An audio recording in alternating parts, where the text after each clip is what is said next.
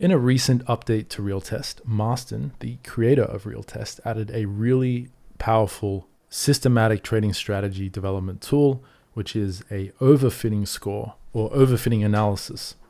This gives an objective reading on how overfit a specific parameter or set of parameters is to historical data during our optimization process. And the process of optimization is simply running many different variations of our strategy parameters and picking one as our core parameter based on its performance. This is a dangerous process because of the danger of curve fitting, and this tool helps reduce that danger slightly by giving us an objective reading on how likely it is that we are curve fitting our parameters. There are many different tools for doing this. This is just one that's popped up recently in RealTest, and one that personally really resonated with me because of its objectivity, its consistency, its repeatability, and it's based on complex math, but quite a simple concept, which is in-sample, out-of-sample testing across many different samples. It's not perfect, but it's a very great, at-a-glance, objective reading on how overfit a parameter is.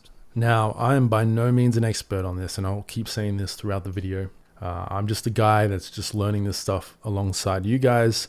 You know, I've been trading for 8 years now, and I still learn something new almost every month that has a tangible impact on my process and my understanding of markets and strategy development. So I'm not an expert, but I will do my best to explain my interpretation of my understanding of this technique and this tool.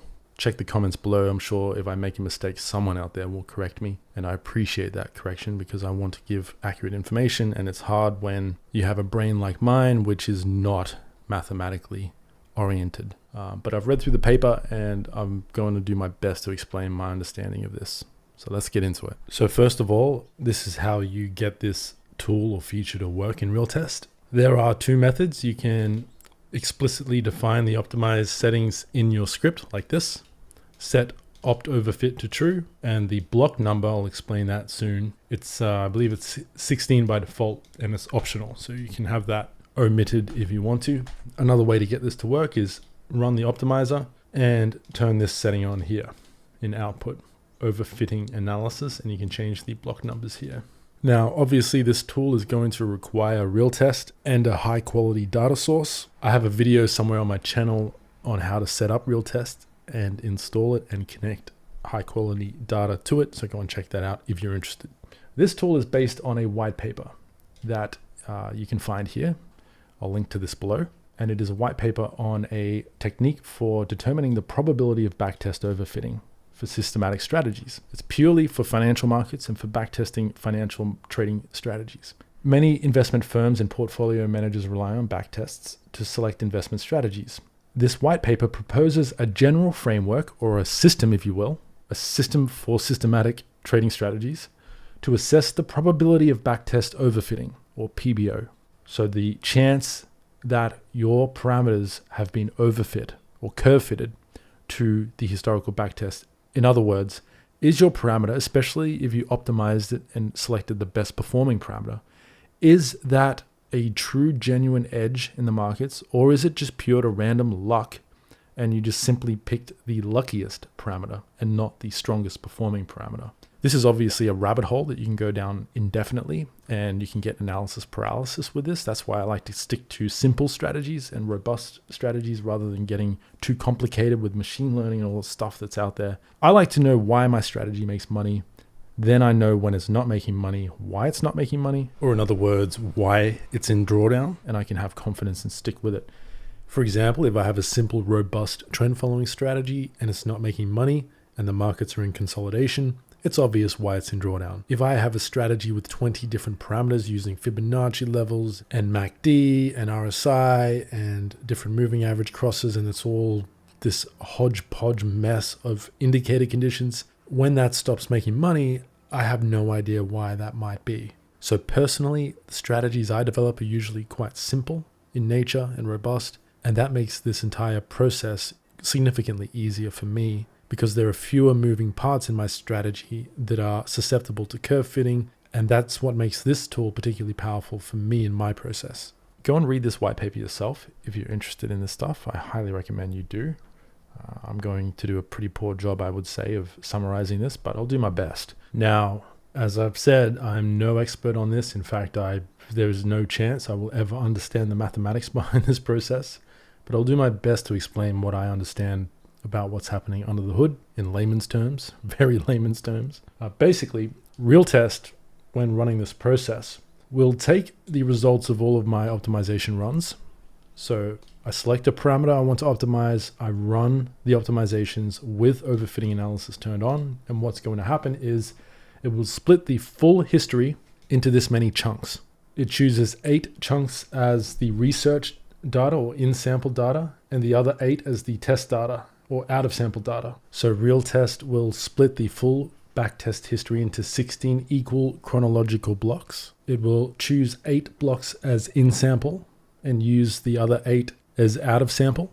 In this case, I'm optimizing for breakout lookbacks on this particular graph here. So it'll take 39 of my lookback parameter values, test it on all the in-sample blocks, and select the ones with the highest Sharpe ratios, and then test those on the out-of-sample blocks. And that's how we get these statistics. And it repeats this for every possible 8 versus 8 arrangement of blocks. That's how we get the 12,870 in-sample, out-of-sample splits. And across all these thousands of tests, we get these averaged results, which I'll explain my understanding of them throughout the rest of this video.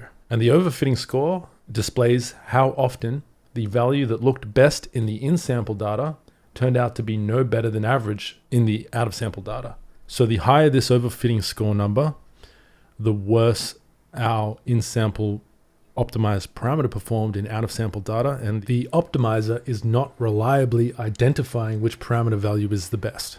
So a 50% score would mean the ranking was basically a coin flip and there was no deterministic result. And above 50%, especially high readings, means the in-sample winner was often actually misleading and did much worse in the out-of-sample data. So it doesn't automatically mean the parameter has no edge, it just means it's not optimizable. And optimizing it could either be dangerous on future unseen data or just a waste of time, because any performance improvements are likely to be just the result of random luck and not an actual robust, sustained improvement across many different in-sample, out-of-sample tests. The reality haircut is how much Sharpe ratio the out-of-sample data averages compared to the in-sample data. So a low PBO score and a low haircut is ideal, because it means the optimizer generally chose good values and their performance held up in the out-of-sample chunks. So a high PBO, or probability of overfitting percentage, and a low haircut can mean that all parameter values performed pretty similarly,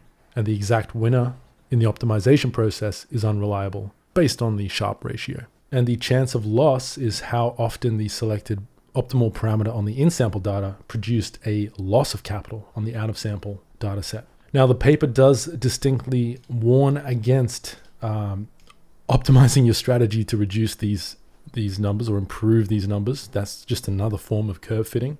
So you don't want to go around tweaking your strategy to try and get these numbers lower. That's not the purpose of this test. This test is just to objectively define whether or not the parameter we are trying to optimize has a genuine impact on the full in-sample, out-of-sample test runs across all these thousands of combinations. The less we modify our strategy to improve these numbers, the more accurate these numbers are likely to be. You don't want to see a high overfitting score and then go in and start tweaking your strategy to get the overfitting score to come down. That's not a good idea. So here is an example of running this process on a different strategy with a different parameter.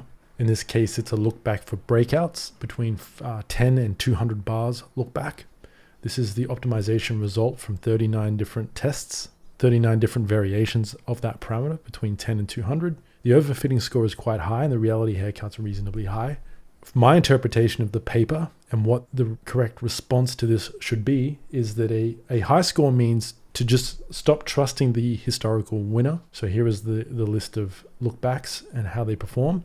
You can see a drop off as the lookback gets higher and higher. So there is a correlation between this parameter's selected value and the strategy performance as the number gets higher, but in terms of its broad distribution is kind of random. And so what I'm better off doing if I'm going to keep this parameter is just pick a robust fixed value. Another option would be to abandon or redesign this component of the strategy altogether. And instead of using a bar look back, maybe I need to look into something else, Bollinger Band breakouts or or Keltner channel breakout, something like that, instead of using a highest high look back. So the best response really depends on the nature of the strategy and the nature of the parameter itself. So in other words, I shouldn't just go into the strategy rules and start tweaking knobs randomly to get this overfitting score to come down without having a true genuine theory on why it should come down.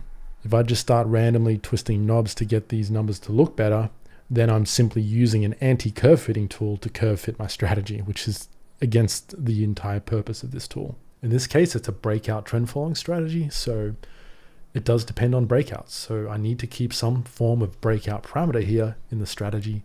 And obviously having no breakout parameter means I'm not even catching breakouts. So I need a breakout parameter in the strategy, but this is telling me there is no sense optimizing for the best performing, and I should just simply pick a robust look back that makes sense. So that might be 3 months look back, or 100 days, 100 bars, something like that. Instead of nitpicking and trying to find the best performing parameter here, that's a waste of time on this particular strategy. There's a good chance that doing so is going to introduce curve fitting to that parameter, and my future performance is not going to reliably hold up based on the in-sample out-of-sample testing on this particular optimization run for all of these different 39 optimization tests. The parameter, which was the historical winner, is unreliable in this test, and I should look at other parameters to potentially optimize instead of this one, if I want to optimize at all. So in other words, if I look at my performance results here, the strategy is broadly profitable across all of these look-back periods, but the optimizer is not doing a good job of identifying the single best look-back period, because the majority of the best performing in-sample parameters did not do well in out-of-sample. So this strategy is broadly profitable, but in terms of optimization, I'm better off looking for a plateau or a broad stable region and choosing something in the middle of that rather than trying to find the single best performing parameters. So for example, if we had 140 here that spiked up above all the others, that would be the worst parameter to choose for this strategy, even though the optimizer might have told me that 140 was the best performing parameter. I mean, this is stuff we can usually eyeball anyway. That's why this is just another tool in our tool set and not the be all and end all of curve fitting analysis. It's just something else that we can monitor and check on when we're developing strategies. And again, it's a great objective metric, which I like, because obviously interpreting a stable region on a graph like this does involve some subjectivity and discretion, whereas this is just a hard mathematical statistical number that we can also use to inform our process of selecting which parameters to optimize in a strategy. That's why I like this so much. So personally, what I would use this thing for is I would develop my strategy as it is and then do this test last in order to determine which parameters to select for my optimization process, whether that be selecting parameters to perform walk forward analysis on, or just selecting the best performing parameter over the entire backtest period. This score would help me identify ideal candidates for that process. And if I find that a parameter has a high overfitting score and also doesn't add much to my bottom line for the strategy's performance, I would look into removing that parameter altogether or swapping it out for a different concept. So in plain terms, my understanding of this process is that this checks whether our optimization process, the parameters we are choosing to optimize, is genuinely identifying better parameter values in terms of Sharpe ratio, or if we're simply rewarding whichever value happened to get luckiest in the backtest. So with that said, I'll wrap this up here. I'll speak with you guys in the next video. Take care. Good luck with your trading, and thanks for watching.